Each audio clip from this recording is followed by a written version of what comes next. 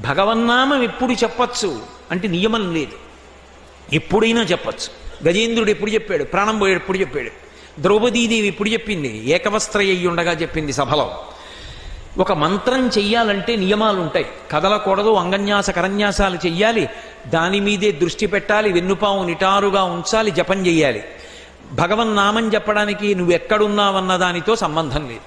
ఆఖరికి మంచం మీదున్నా కూడా గోవిందనామం చెప్పచ్చు.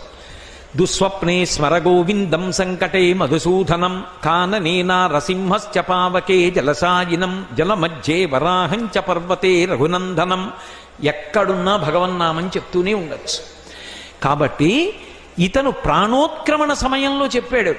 అలా చెప్తే భగవన్నామం ఇప్పుడిప్పుడు చెప్పవలసి ఉంటుంది, ప్రయత్నపూర్వకంగా అలవాటు కావాలి. ఎలా అంటే కూలిన చోట అలా వెళ్ళిపోతున్నాడు, ఏదో